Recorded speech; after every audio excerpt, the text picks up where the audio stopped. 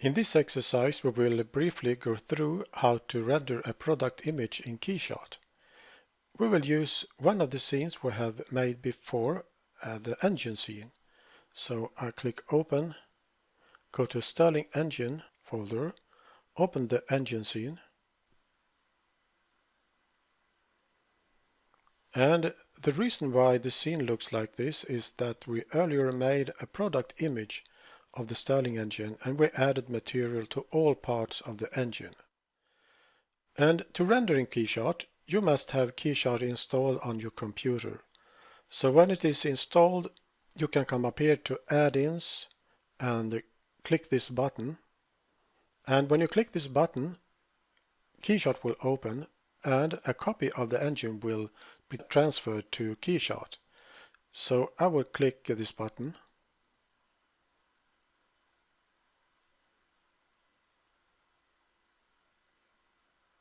And the engine will be placed here in the scene. To handle the camera in KeyShot, you left click and hold to orbit the camera.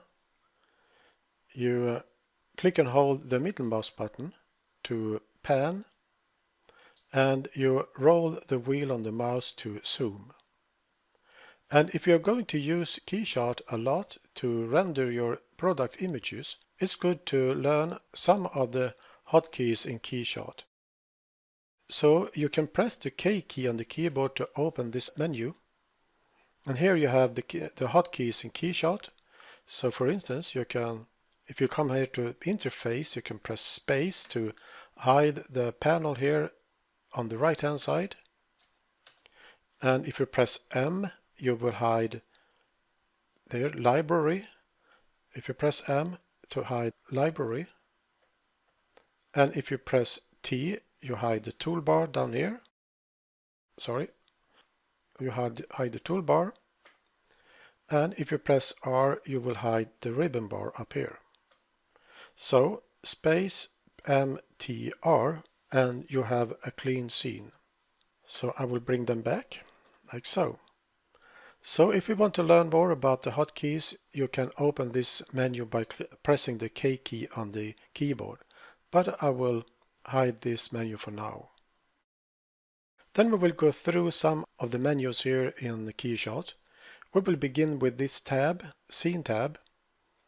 If I expand these two, we will see all the parts that are in the scene. You can select them here by clicking, or you can also select them by clicking in the scene. And to select parts in the scene by clicking in the scene, you must have this tab active. If you have another tab active, for instance material, you cannot select anything in the scene. So you must have this scene tab active to select parts in the scene by clicking on them. Then we have materials tab. Here right now we have, or I have, 4 materials in the scene.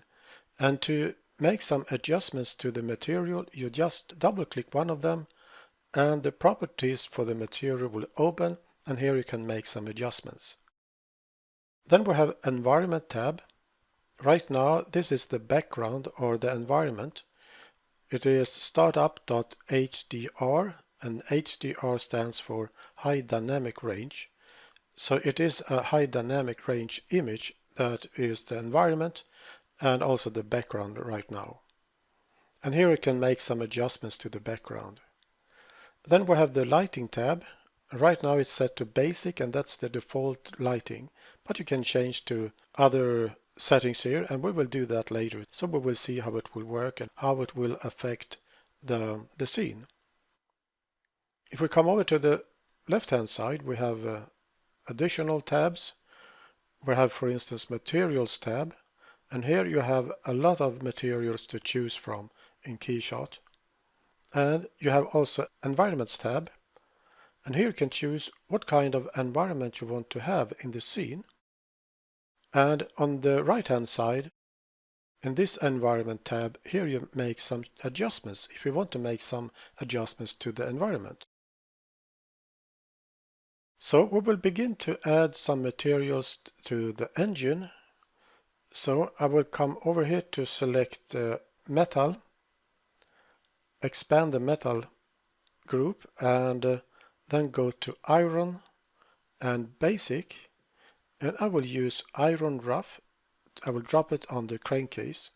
So now when I hover the cursor or move the cursor over the crankcase, we see that the crankcase will have that material and also the cover, but also the displacer piston and the screws and the washers. And that's because they have same information from IronCAD. So that's why they will have same material here when I drop the material on the crankcase. So I will drop it on the crankcase here. But I don't want the displacer piston or the screws and the washers to have the same material as the crankcase. To change that, I will make sure that this tab is active now. Then I can select the displacer piston and right click and go to unlink material.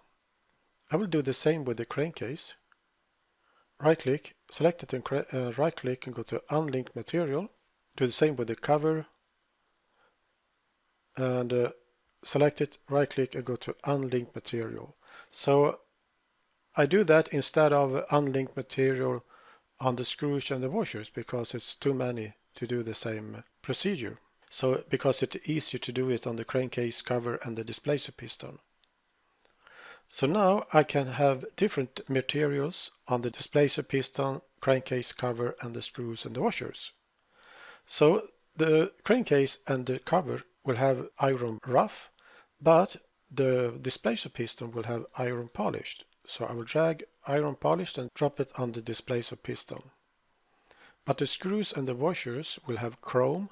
So I come over here to select chrome here, expand chrome and go to basic, choose chrome polished and drop it on this screw. And because they are linked, they will all have the same material. Then I go to anodized and go and rough.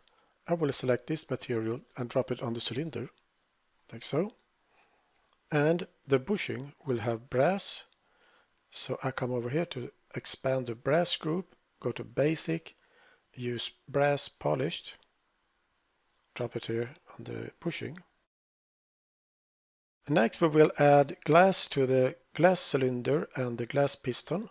So I will open the glass group, go to basic, and we will use glass basic white and drop it on the cylinder. Because they are linked in when it comes to material, they both will have the same material. But the piston looks very dark, so we have to change some settings and also the lighting. So we will go over to the right hand side and material tab. Come down here and double click the glass basic material to open the properties. And here we check this box so that the glass will be refractive. And now it will look a little bit different. And we must also change the lighting. So you come over to the lighting tab. Now it's set to basic, but we'll change it to product. So now it will look a lot better. But I think I will change it to interior to have the shadows down here. So then I will change the background because I would like to have another environment. So I come over here to the left hand side and go to Environments tab and change to another environment. So I think I will change to this one, Empty Modern Storehouse. I double click this image.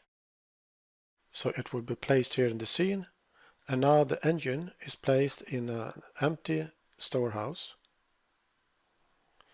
And I come over to the settings here for the environment, open that tab, and I will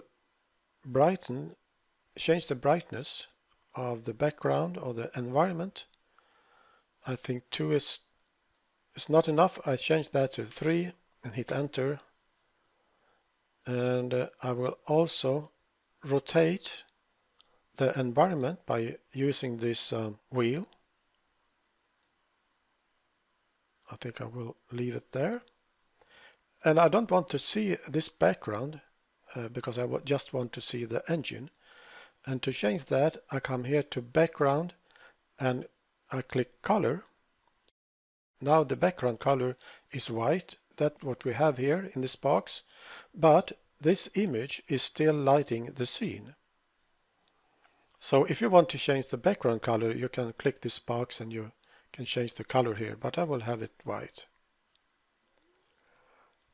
Then I will make some adjustments to the crankcase and the cylinder because they have very sharp edges.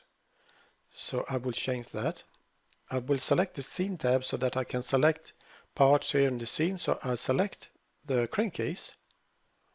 So when it is selected, we come over here to the scene tab, and at the bottom we have settings for rounded edges. So I select this value. Now the unit is meters, so I will type 0.0007, hit enter, and the edges will be rounded. And I will select the cover as well, add the same settings, 0.0007, and hit enter. And then I'll select the cylinder, change the radius here as well, 0.0005 in this case, and select the displacer piston, add the same settings, 0.0005, and hit enter. So now we have rounded the edges and it looks a lot better. Move the camera a little bit like so. So this will be the scene that I will render. So now it's time to render this scene. To render the scene, I click this button down here and this dialog box opens. So here I can type in the name for the image I will save, and I will call it engine. And here you can choose the folder where you want to save this image. And you can also choose the format you want to save the image in. I will use PNG, and here you can type in your own size, the value for the size, or you can also use a preset. But I will use this size here.